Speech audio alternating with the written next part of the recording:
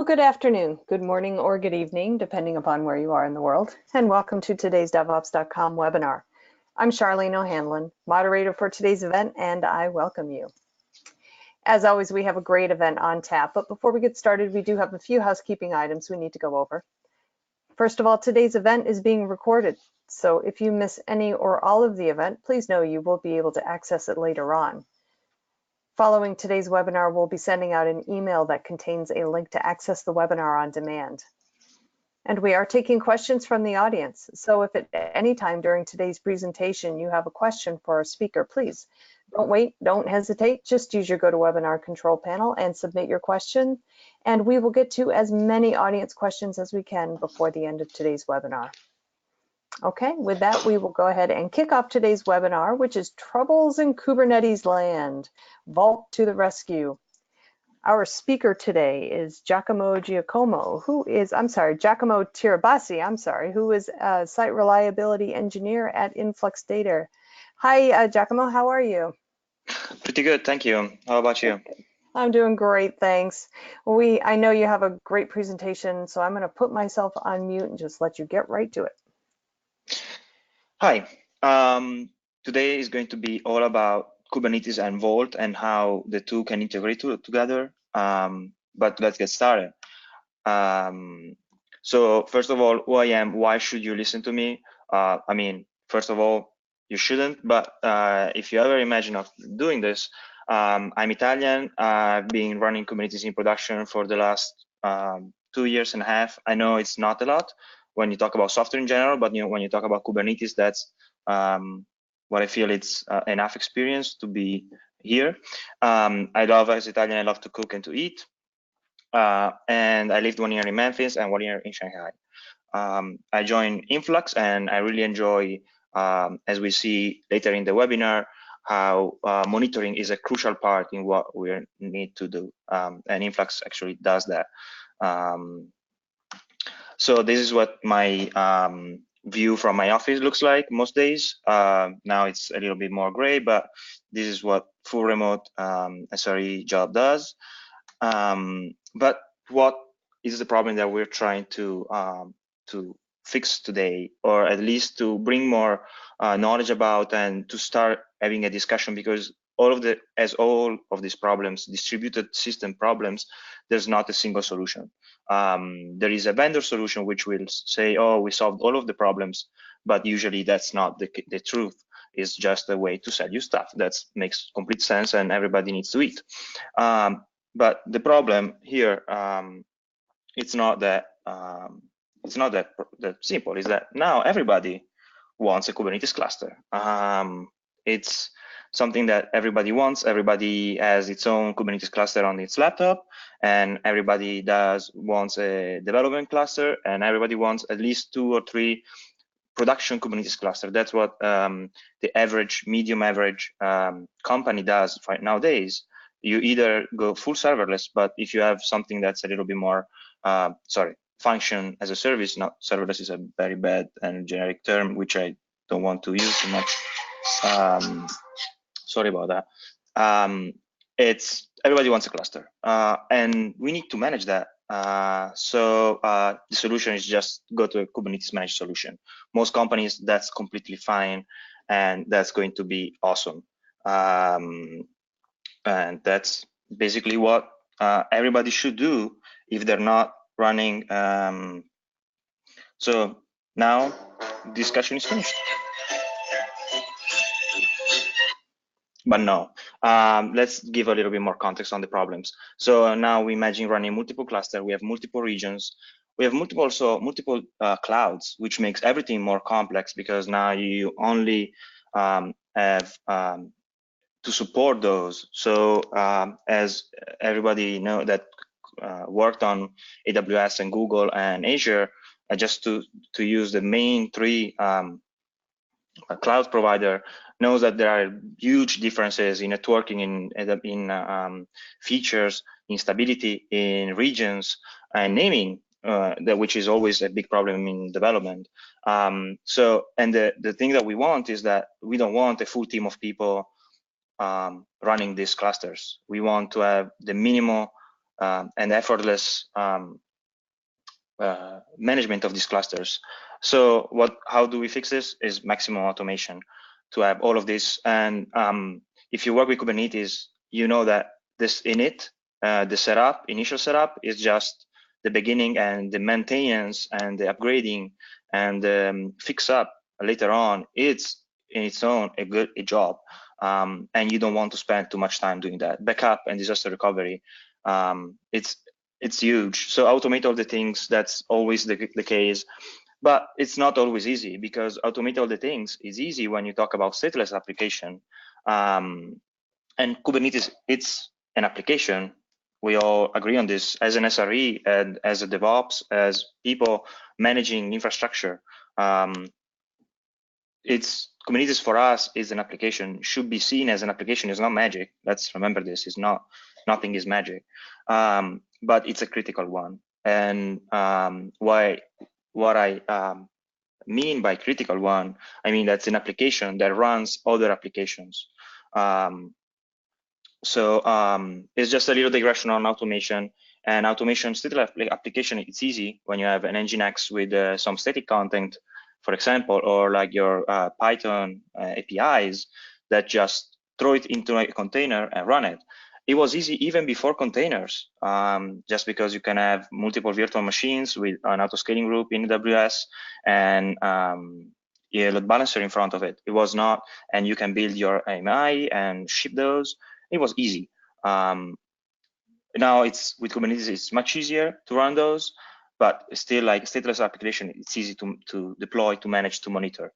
When you talk about stateful application, like a database or a storage system, that's much harder. Even when we talk about AWS, even before Kubernetes or containers, we had EC2 instances that were lived for years and are still running for years, and will running for years. And we have bare metal server with that. There are like paper on it say, don't touch this, don't reboot this, because we don't know what happened if we reboot this server, because it's running a massive DB in it. So automating this application, it's much harder. But now we have a totally different category, which is critical application, which needs some milk because it's critical. It means that it needs to run other applications. So imagine that, we don't need to imagine. We have Kubernetes, which runs all of our production system. So if Kubernetes is broken, then all of the other applications running on top of it, they're broken too. So automating a critical application is much harder and has much worse consequences when this doesn't work well. So we need to be very careful in what we do, and we need to be very conscious about what choices are we making and what direction are we taking. Why it's so hard to authenticate, to run a critical application for a long period of time, because that's what I'm saying is that when you create and you put in production a system now on Kubernetes, if you have a sensible business plan, then you'll be running that system for the next 4, 5, 10 years. I haven't seen a Kubernetes cluster that lived that long yet. So why? And it's so hard because we go from, when you automate a system, you go for credentials. They go like, we don't have anymore the 3 years TLS certificates that we had 10 years ago or 5 years ago, or even now. We don't want that because we have we want to automate all those certificates. How do I observe? How do I test a Kubernetes deployment? Usually I'm able to test my application, my Go code, my Python code, my JavaScript. But how do I test a Kubernetes deployment, a full production, multi-master, multi-etcd, multiple clusters Kubernetes deployment? How do I roll back a wrong version upgrade? And what can go wrong? Like when I know about API, when I'm developing APIs, API server, it's not all cases are true, but we had enough experience in the development that we know what things can go wrong. At least we have a spectrum of ideas. But now it's a whole another world, like where we have so many levels of problems that can arise that the unknowns are so big and so huge that no one person can actually catch them all. Maybe there is a bad CPU, a bad silicon chip, or a bad RAM stick. How do we debug that?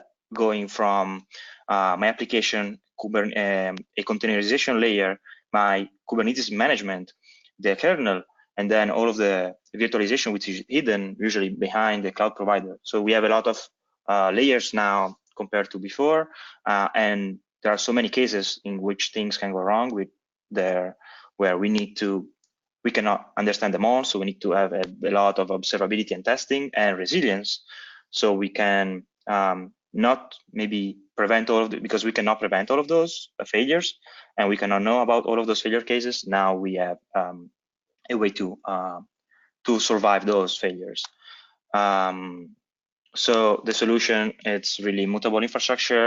It's a buzzword, we all talk about it, and mutable infrastructure was something that came up, and I think most of us just pass it over because there was a solution, was called containers. So that was easy. My Python API, just immutable, just ship another container, change the image in deployment in Kubernetes, and that's immutable Python API.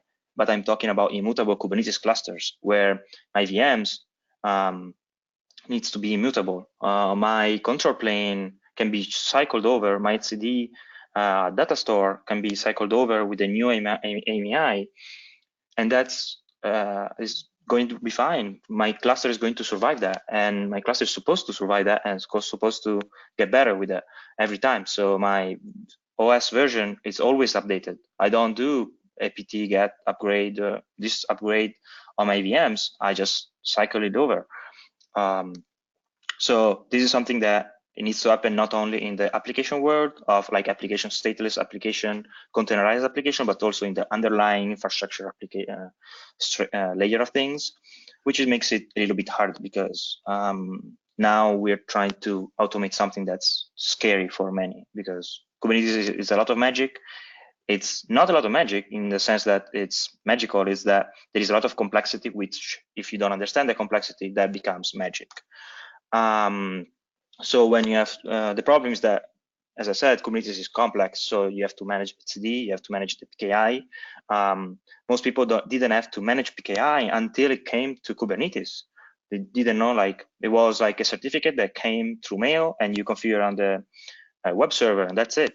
But now you have to manage it all, your internal PKI, something that's frowned upon for most people because it's complex and it's dangerous to do. You have to manage nodes, so upgrade, OS upgrades. Containers is a good way for developers to abstract all of that complexity. But for administrator, we still need to manage security patches. When SSH, OpenSSH has a bug, we need to upgrade those nodes or update those softwares. And then we need to manage upgrades to the control plane and to the nodes. And configuration, and then we have disaster recovery and backups and business continuity. Sorry, and that's I think it's very hard where you need to have all of that complexity, and usually the DevOps team or the SRE team, it's not that big. We are not talking about a full fleet of Google engineers or Azure engineers. We are a company which makes money out of our software, not out of our Kubernetes distribution or management. So the problem is that there are a lot of things that can go wrong. As of early summer, a security assessment came out, and there was a lot of problem with TLS. This is in the security assessment of the Kubernetes code itself, which some of these things are fixed as of the newer version. A new version, a new 1.17 beta 1 or 2 came out just a few hours ago. So a lot of features, a lot of fixes got implemented, but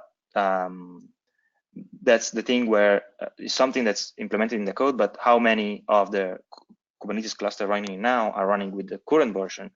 How many clusters are running with 1.11 or 1.10 version, which is still vulnerable? There is a lot of CVE came out the last year, at least 3 or 4.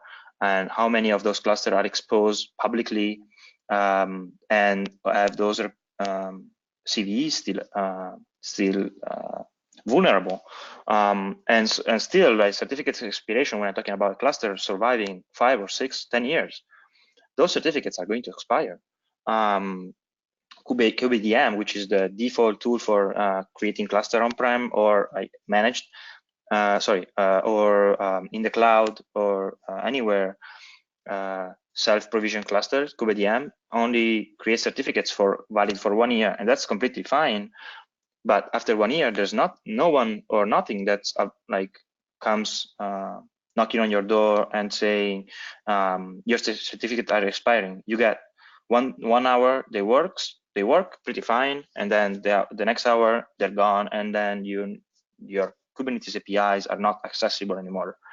etcd data dump is something that's still underestimated right now.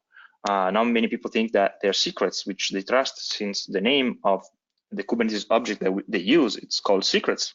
But they assume that they are secure by default, which is false. And then everything, basically, it's unsecure on the master node if you provision a cluster for yourself with KubeDM if your pod security policies are not turned on.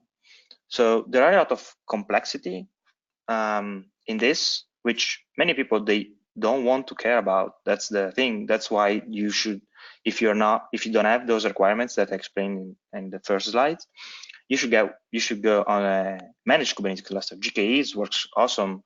AKS and AKS on Azure and AWS are getting much better. So you should go on that, or even skip the whole Kubernetes thing and go serverless if your company provides value just by writing a function or a microservice in some other form that's not running on Kubernetes. When you're relying everything on a system that you don't know, that's usually very scary from both business and technology side of things, because then you accumulate a lot of technical debt, which brings burnout, and it's very difficult to handle from a personal and professional perspective. So it's either there's a lot of things that you need to care about. But now that's the good thing, is that we are not left alone. We have a tool which helps it, which is Vault. It's HashiCorp tooling. This is a tool that was born, I think, at least 5 years ago.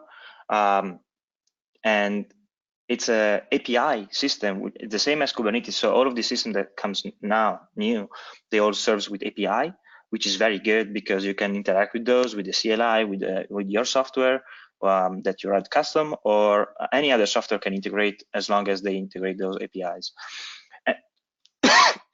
And all of the data that Vault contains is written encrypted on disk.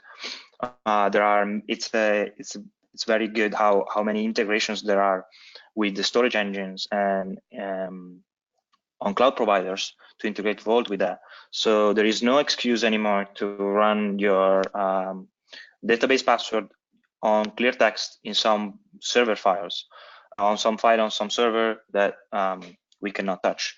There is no excuse anymore. So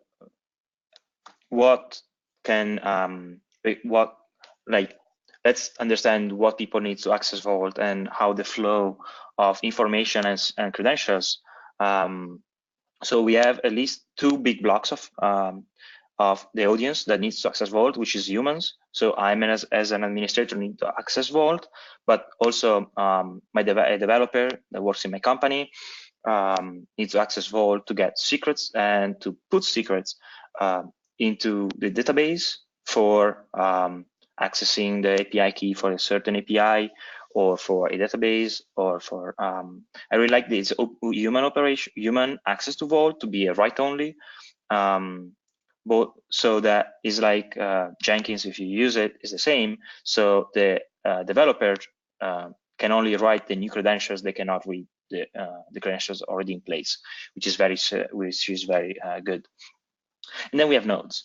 Nodes, we're trying to make it in a way that I don't have to first instantiate those nodes, configure those nodes, go on those nodes, put some special credentials on those nodes, and then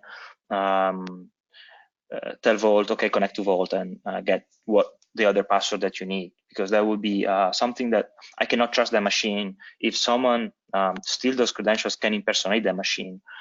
I want to have something, a big, the API that those machines are running in to tell me if that machine is actually, it is that machine that I mean. And what I mean is that if I have a CD node, if I have a machine in AWS, a C2 machine in AWS, that I think that's running a CD node, and associate an IAM role with the AWS on that machine, then with that machine, with that role, tries to talk to Vault, Vault will ask AWS, is this machine what it says it is? And then if the answer is yes, then I can, Vault will allow the machine to access to a given amount of credentials that you configure. So we trust the cloud provider to tell us which nodes are allowed to which credentials. This is awesome. This is a step forward, I think, in security, where I have my, and by nodes, it's just used for deploying Kubernetes, but you can also use this pattern for application running in Kubernetes. So you can have actually pods that authenticate to Vaults, saying I'm pod with name Nginx, and I have my service account running in Kubernetes, so I can authenticate to Vault, and that Nginx maybe needs access to some MySQL database credentials or some other certificates. So, but only because Kubernetes, we trust Kubernetes, and that pod authenticates to Kubernetes, and Kubernetes tell us, okay, this Nginx pod is actually is not some hacker from some strange country trying to access to my credentials. Let's move on. So what humans need is to have actually SSH into nodes. It's not, I know it's not something that's new, but SSH management, it's something that's been, I think, with the new Kubernetes and API and everything is automation, it's been let go a little bit. It's just been overlooked. But we don't want that. That's very scary, because then we have either a master SSH key that's, or we have a separate system where we have some component of our infrastructure, maybe Okta, maybe can be some other SSH management system, or LDAP, simple, to manage SSH, and then Vault for something else. But the beauty of this is that we can actually use Vault, and with OIDC, what OIDC stands for is Open Connect ID, Open ID Connect, sorry. And that's actually a standard which builds on top of OAuth2. And then there are many providers that provide that. So OIDC is provided by Auth0, it's provided by Google, it's provided by AWS. So if I have my Google account, my company email, my company uses Gmail for authentication for emails, then I can log in with my Google credentials into Vault, and I can actually SSH. And by indirectly, I can SSH if my Google email and group are associated with the policy which allows me to use SSH into Vault. That indirectly, my Google credentials allows me to SSH into a machine that runs my cluster. This is, to me, it's very powerful, because everything is centralized and auditable. What I didn't say about Vault is that you can actually audit and every single request. So I can just, if something happens on a given node or some credential gets stolen, I can just see which credentials and just go through the audit log, or having a system like Elasticsearch or Graylog or some more advanced system, just parse those audits and understand what who's the last person, who's the last 3 person in the last week who have access to that credentials, and so I can understand what happened in a better way. And that's when something is auditable, then it can be blocked. Vault in the more enterprise version, so you need to pay actually for this, but you can actually install policies where you can decide based on maybe on the hour or the team, on the rotation maybe. So you schedule, you have your on-call rotation, so only the people on call have actually SSH abilities in the off hours. So all of these things enables you to have one system which runs all of the Kubernetes credentials and security related stuff, which is very powerful. So yeah, if something goes bad, you have one system to audit and to analyze. And so also human need access to Kubernetes APIs. This is done through Vault as the version 1.2 also add identity secret changing OEDC compatible. So same standard that allows you to log in into Vault can be used to log in Kubernetes Trust Vault for credentials. So the way it works, the way that this works is a little bit still in the progress. So you may not have heard of this because it doesn't actually work. There's no tooling on the CLI to actually make it work. But the standard is there, because the problem is that Vault doesn't do all of the magics that some OEDC provider allows you to do. So this makes it a little bit harder to integrate, but this is something we're working on to make this also this. So I can configure my Google credentials, and the same way I do SSH into nodes, I can have access to a given namespace in Kubernetes. I have a given power into airbag policies. So maybe it's not I can manage nodes, I can manage secrets, I can manage pods in a given namespace, or the development namespace. I have full power in that namespace, and then in a more production namespace or a more operation-oriented namespace, then I cannot even see that. And this is powerful the same way for SSH, where once centralized, you can, for the moment, I would say just since Kubernetes can use OEDC compatible for authentication, you can use Google directly without going through Vault for the moment, until we figure out a way to make this more human-friendly. And so you have the same abilities to log in with your Google credentials or AWS or Auth0 or all of the other OEDC compatible providers. Even there is a tool called X, which is a OEDC compatible server, which can intermediate between a service which is not OEDC compliant, like LDAP. So if your company uses LDAP, or your identity provider into the company only supports LDAP, you can use DEX to filter those and have access to Kubernetes that way. Don't use static tokens, or don't use some other way to access Kubernetes API. But then we go to the nodes. So nodes are the thing that runs our infrastructure. We learn how to go and configure SSH into those nodes.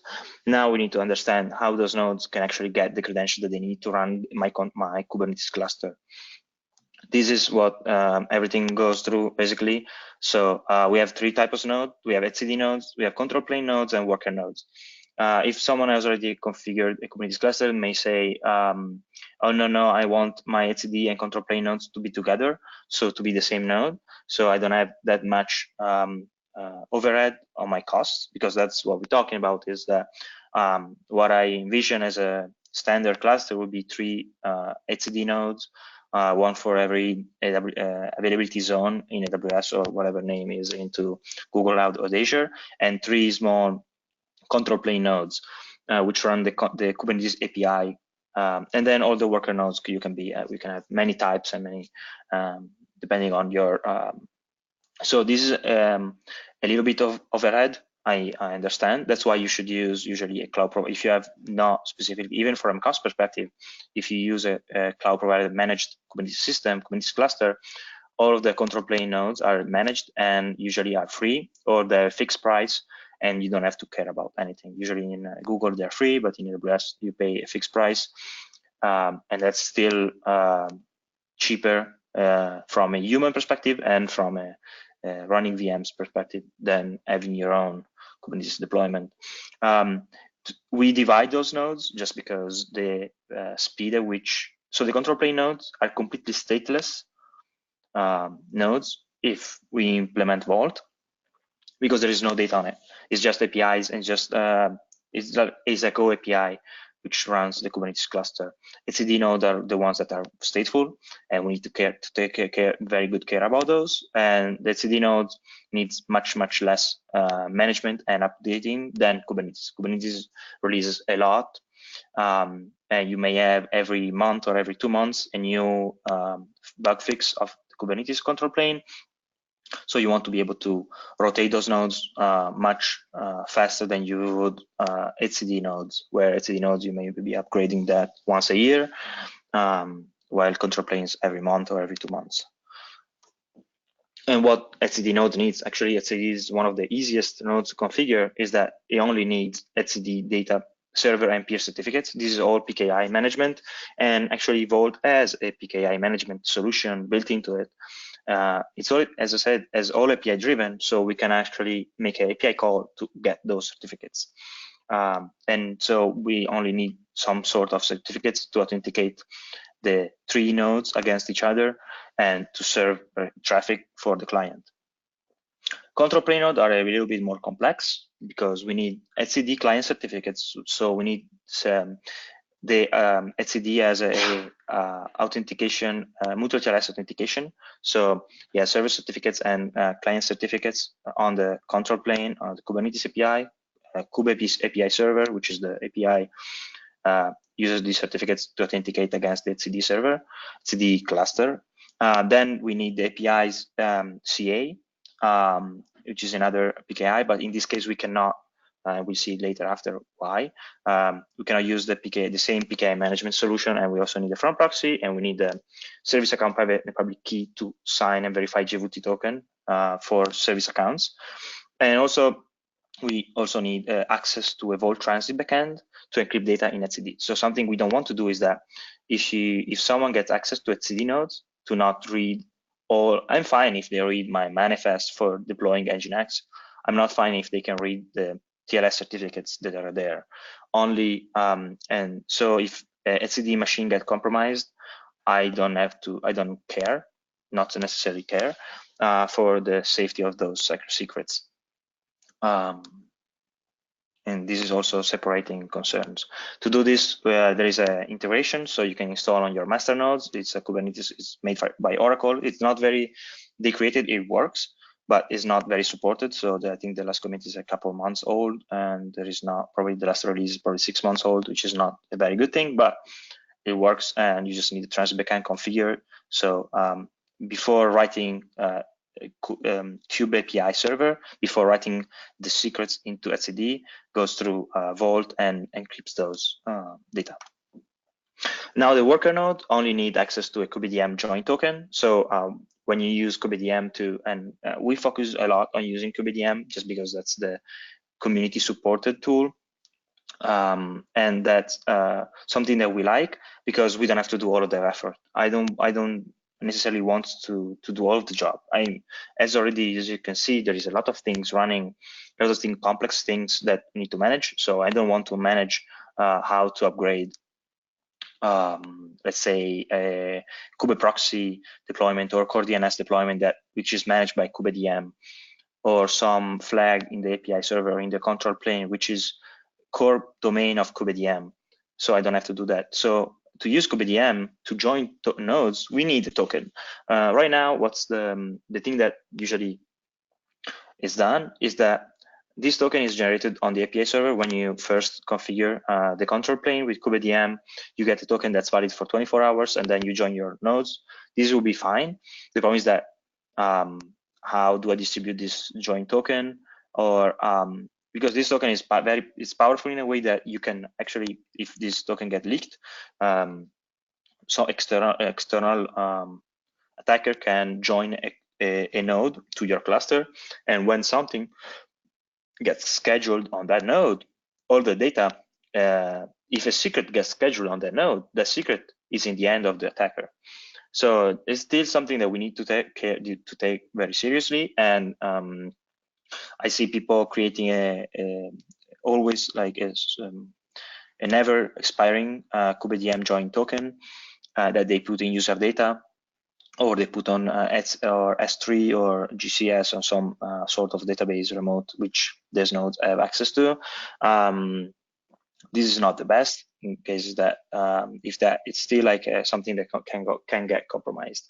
We don't want that, and we want something that's when a new node with a tag with the Vault recognized as a worker by means of its AWS AEM roles or Google service accounts or Azure service principals.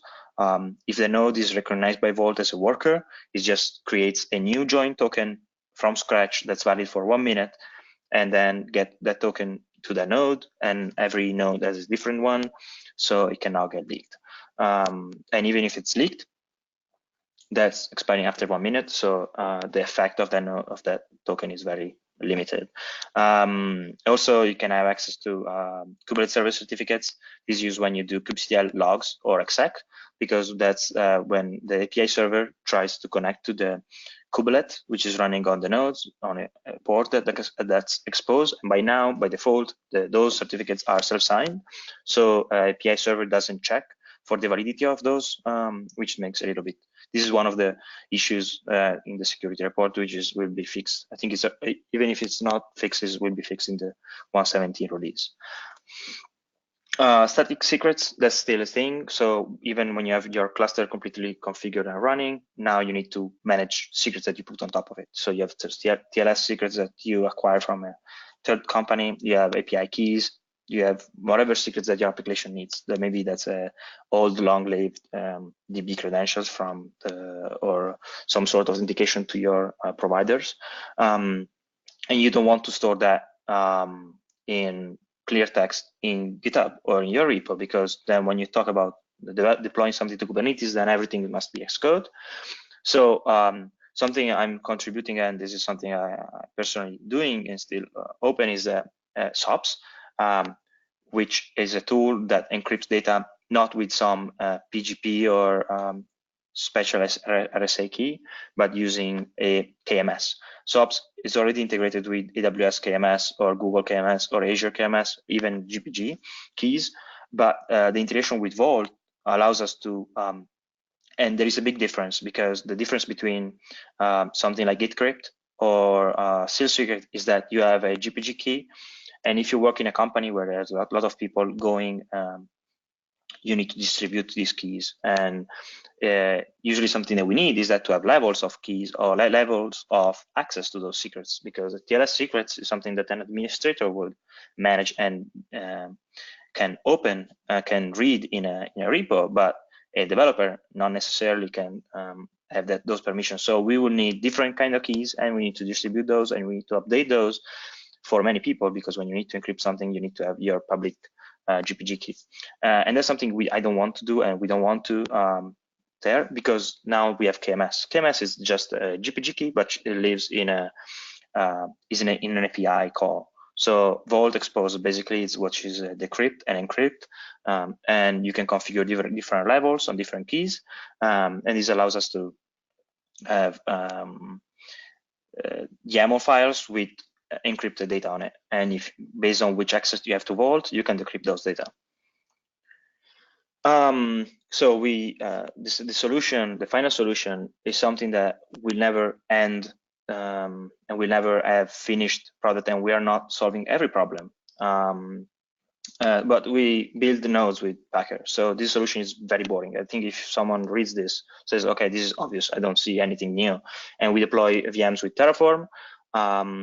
So we're trying to build something that's, I think most companies that work on multi-cloud are doing, is that building modules with Terraform, which the inputs are equal for all cloud providers. This means that the implementation details for how to build a network, how to build a VPC or machines is different for every cloud provider, but the business or the cluster specific are the same. Cluster details are the same. I want 3 masters, I want 3 etcd nodes, I want these masters to have 2 CPUs. I don't care which name these cloud providers use, but the number of nodes or the number of the name of the clusters that can be configured equals in every cloud provider.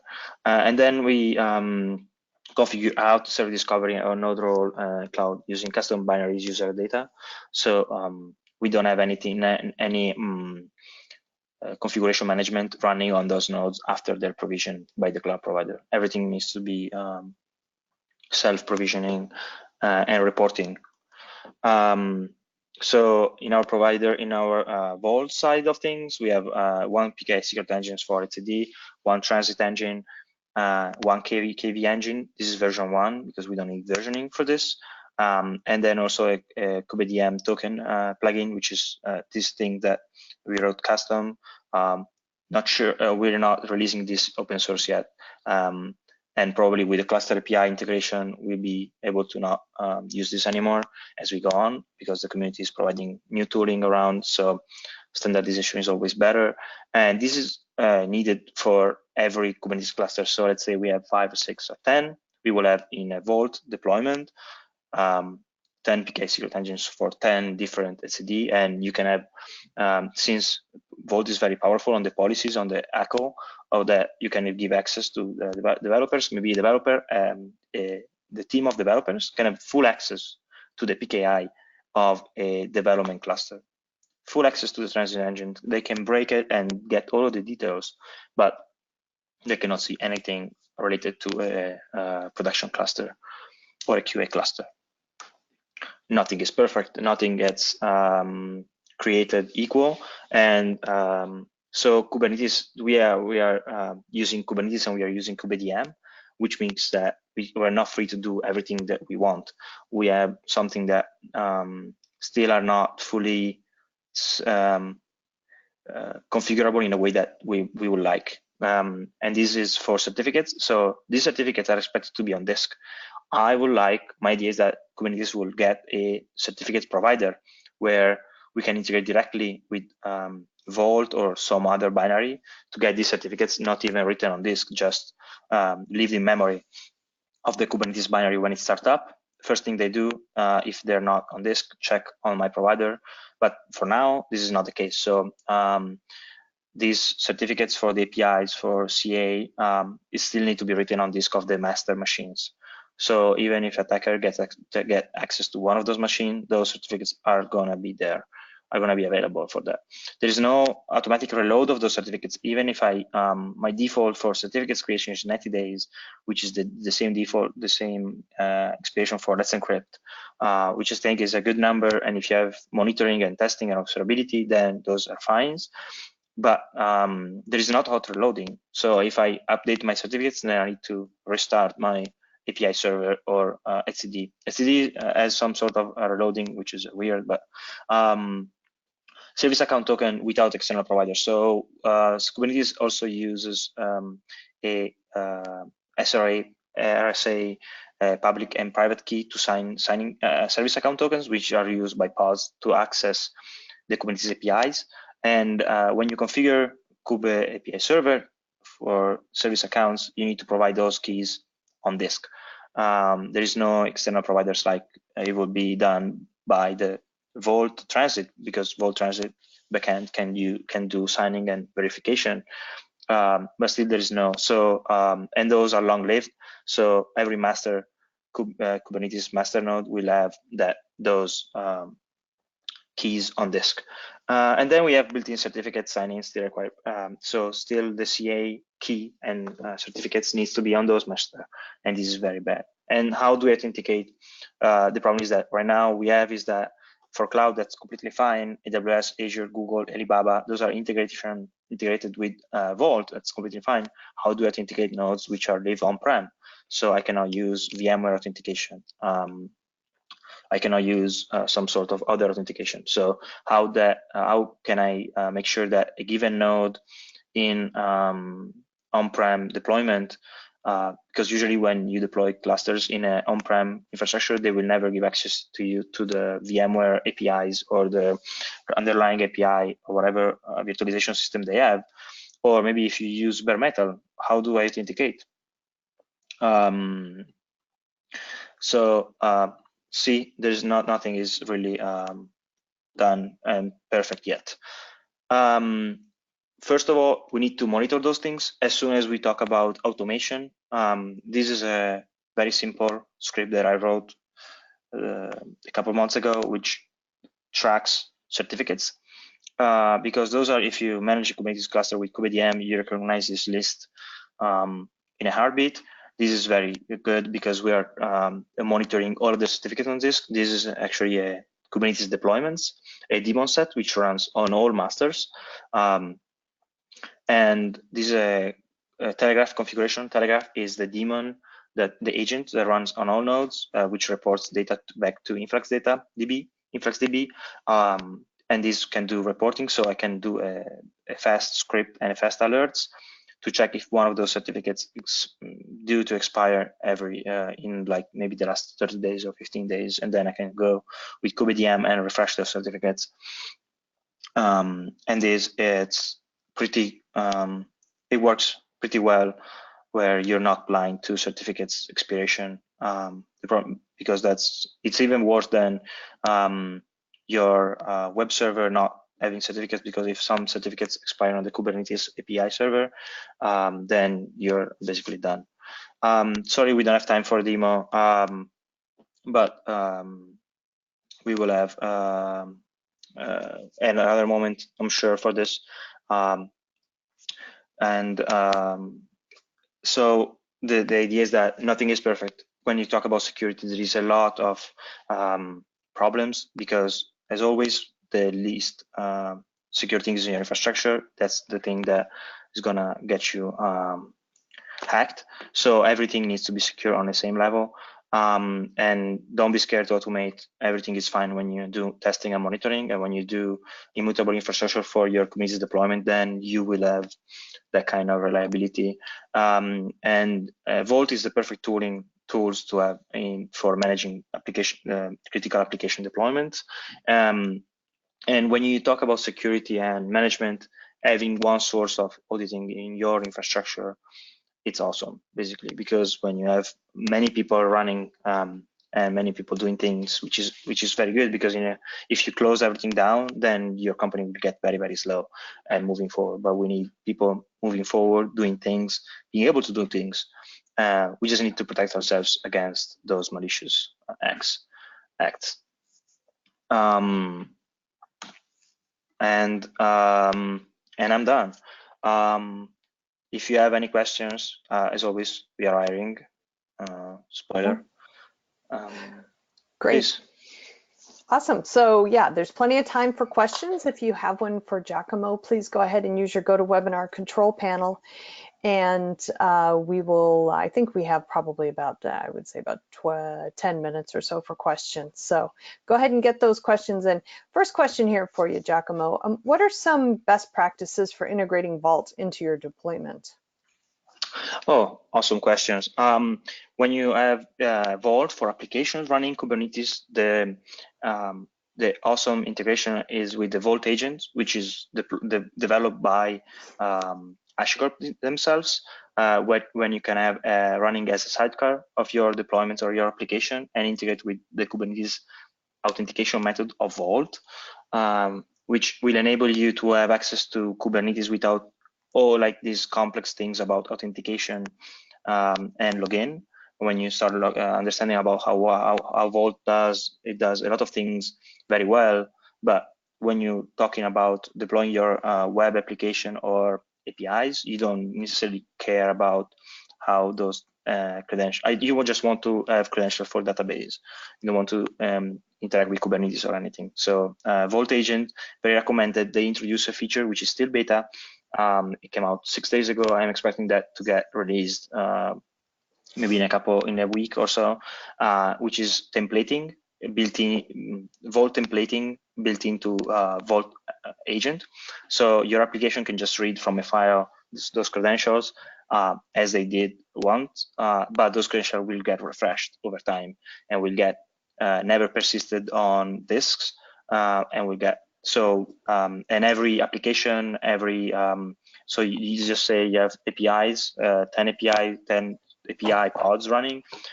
Every single pod running will have different credentials for database, all working, but if some pods get compromised, all of the others will not be. Though some credentials get compromised, all of the others will not. So you don't need to be scared of that. And also, once those pods die, and the new set because you updated your API, those credentials will be revoked on the server, on the database server. So revoking is something is always hard, but now we have a tool that does this for us because we don't need to care. If an API, if a credential is not used for a given amount of time, then Vault will revoke it for free for us. All right, great. So let's see, we have another question. Can I integrate on premises with cloud Kubernetes?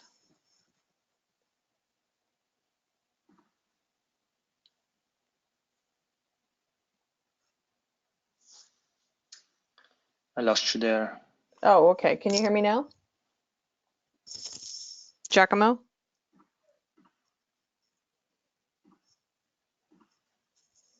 Okay. I lost you. While we're waiting for I'm back. Oh, okay, great, yay. I was just gonna, I do have a question for you here, but I did want to remind the audience real quick that there's time for questions still. So if you have a question, go ahead and get it in. The question was, can I integrate on premises with cloud Kubernetes? Yes, this is usually where it's very sketchy word, where stretching a cluster, a single Kubernetes cluster from on the cloud to on-prem, it's doable. Usually you have to trick a lot of things on the networking side of things and deployment side of things, and be very mindful of where your workloads are running, because you don't want a API server running in the cloud accessing your database on-prem, because of if you don't have a VPN cable running from AWS or Google directly in your data center. But they have tools, vendors, cloud provider, they all have tooling right now to have same deployments where you have the like Google Anthos or AWS on-prem something, and they announce Azure Arc. I think that's the same thing, where you have cloud providers on-prem, so you can have those Kubernetes managed clusters both in the cloud and on-prem. So you can have these kind of things. It's doable also to have your Kubernetes cluster running on-prem and then spinning up nodes, worker nodes on cloud, just to do recurring jobs or to handle excessive workloads for, I don't know, the Black Friday or something like that. But you just need to be mindful of what you're doing and where data needs to be accessed, because Kubernetes is not magic and workloads are not, networking is not magic either, as far as I'm told. So when you have those network bottlenecks, it's pretty sketchy, but it's doable in theory. Okay. All right, great. Next question here. Can you think of a scenario when you wouldn't want to automate everything? Usually it's always about cost and people. That's a scenario where when you have the idea that, okay, well, I should not make this automatic, usually it's because you chose the wrong platform to run things on. If you don't have the people to make something automatic or automatize something, if you have the time to do that, usually maybe you should be running on some managed platform or on some, and we all know compromises and choices that we didn't make, but made from management side of things. The thing is that I hear a lot about Istio and mutual TLS and service mesh and everything mutual TLS. Yes, that's true, that those are very important things. I really want to remind people to care about the infrastructure, because if you don't have, if I have access to only like very minimum access to a Kubernetes cluster which has not configured pod security policies, then I can have access to SSH nodes, I can have access to every single part of that infrastructure, manage every part of that infrastructure just by be able to deploy pod and reading data from disk of that node. So be very mindful of the infrastructure that you're running on before starting to implement higher level of mutual TLS or security practices. Okay, great. Guys, we have time for like maybe one or two more questions. So if you have a question, please go ahead and get it in now, and we will try and get to it before the end of the webinar. And while we're waiting for any other questions to come in, I do want to remind the audience that today's event is being recorded. So if you missed any or all of today's event, or if you just want to watch it again, you'll have the opportunity to do so. The webinar is going to, well, you'll be receiving an email later on today that contains a link to access the webinar on demand. And the webinar is also going to be living on the devops.com website, so you can always go there and look for it. It will be on devops.com/webinars. Just go to the on-demand section and it should be right there waiting for you. And while you're there, you can always check out the other webinars that we have both upcoming and on demand. Well, we haven't gotten any more questions in, so I'm going to go ahead and close out the question and answer period. But I do want to thank everybody who did submit questions. And good stuff, good stuff. Giacomo, thank you for a great presentation. I'm sorry we didn't get a chance to see the demo, but maybe next time. Yes, Okay. I'm sure to have for the next time. Awesome, awesome. Okay, great. Well, also want to thank the audience for joining me today. So this is Charlene O'Hanlon, and I'm signing off. Have a great day, everybody.